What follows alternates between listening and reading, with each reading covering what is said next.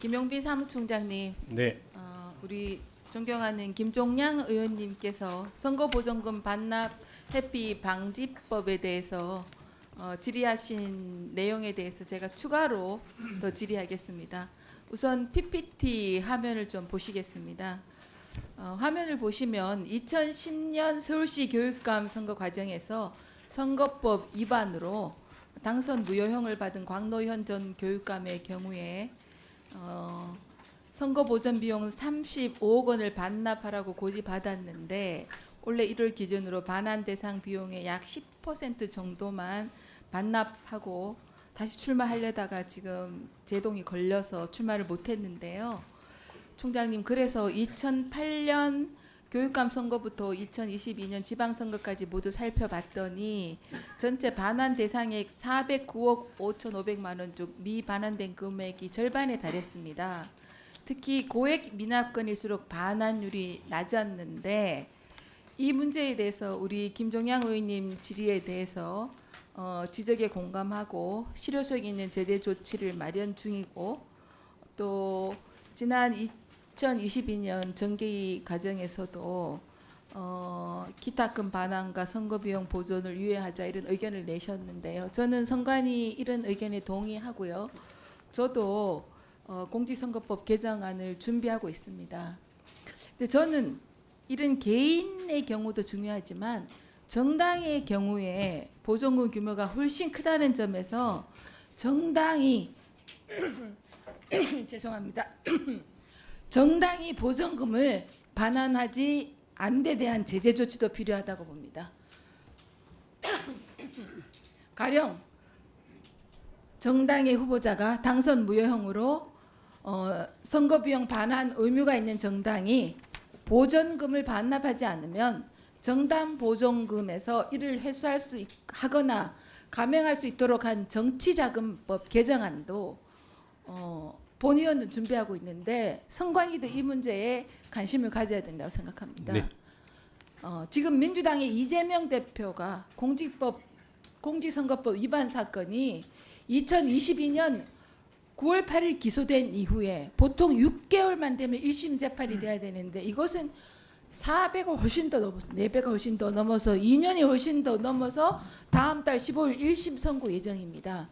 만일 이번에 이재명 대표가 당선 무효형에 해당하는 벌금 100만 원 이상 형을 확정받을 시에는 민주당도 보전받은 대선 비용 434억 원을 반납해야 됩니다. 국민 혈세가 낭비되는 일이 없어야 한다는 점. 그래서 선거 공정제 취지를 살릴 수 있다는 부분에 대해서는 여야 모두 이견이 없다고 생각합니다.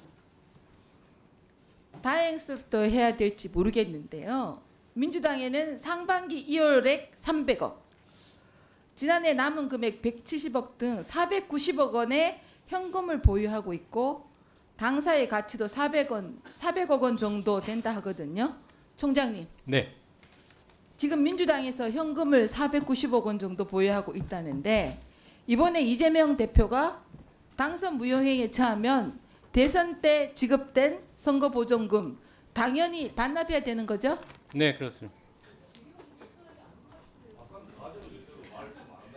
아니, 지금 지금 선거 그다음에 예, 알겠습니다.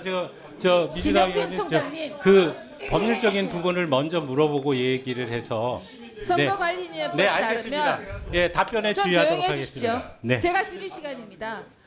네, 다른 알겠습니다. 질문입니다. 이게 확정되면이죠. 선거관리위원회법에 따르면 네. 시도 선관위 상임위원은 잠깐 스톱 자. 해주십시오. 네. 의원님들, 자 유성건 의원님과 김종양 의원님께 주의 촉구합니다. 예, 진행해 주세요. 시도 선관위 상임위원은 선관위 외부 인사 중에서 위촉할 수 있습니까 없습니까? 단답형으로. 네. 시도 선관위 상임위원은 선관위 외부 인사 중에서 위촉할 수 있습니까 없습니까? 법상으로는 가능합니다. 네. 제가 확인해 보니까 상위법인 선관위법에는 법관, 검사, 변호사 직에 5년 이상 근무한 자, 행정안 정치학 법률화를 담당한 부교수 이상직에서 5년 이상 근무한 자, 상급 이상 공무원으로 2년 이상 근무한 자 중에서 시도선관위 상임위원을 임명할 수 있다고 규정되어 있는데요. 하위 시행규칙은 외부 인사 임명을 불허하고 있습니다. 선관위 시행규칙은 4급 이상 공무원으로 7년 이상 선거 및 정당 사무에 종사한 경력이 있는 자로 한정해서 시도선관위 상임위원회 임명할 수 있도록 규정되어 있거든요. 너무 좀 이상해요. 이 근거로 사실상 중앙선관위 출신들이 지역선관위 상임위원 자리 제 식구 챙기기 직위로 전락해버린 상황. 예의가 딱 하나 있습니다. 17개 시도선관위 상임위원 중 16명이 다 중앙선관위 상임 출신으로 파악되고요. 행정학 교수 출신 외부 인사가 상임위로 가 있는 곳은 대전 한 곳뿐입니다. 저는요. 요지만 말씀드리면 선관위법 시행규칙은요. 공무단임권과 평등권을 침해한다는 겁니다. 사무총장님. 상위법령인 선관위법 4위 시행규칙 내용이 서로 상치되고 있습니다. 시행규칙 교체해야 됩니다. 왜냐하면 선관위가 지난해 아빠 찬스로 국민들한테 얼마나 사과 많이 했습니까? 노태학 위원장님 그리고 또 사무총장님 죄송합니다. 다시는 이런 일 없도록 하겠습니다. 아빠 찬스 안 하도록 하겠습니다. 선관위가 뿌리처럼 썩은 거 이제 다시 고치겠습니다. 그래놓고 상임위원은 법은 그렇게 안 하게 돼 있는데 시행규칙 해가지고 자기들끼리 또 끼리끼리 해먹어요.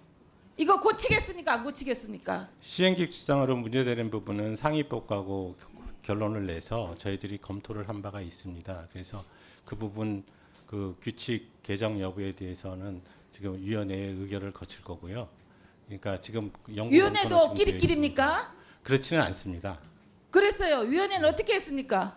그 위원회의 기본적인 회의 내용에 대해서는 자세하게 이 자리에서 그리고 말씀드리기가 좀 위원회도 어렵습니다. 끼리끼리 아닙니까? 그러면 상위법하고 시행규칙이 우리끼리 해먹겠다고 위원회도 의결한 거 아닙니까?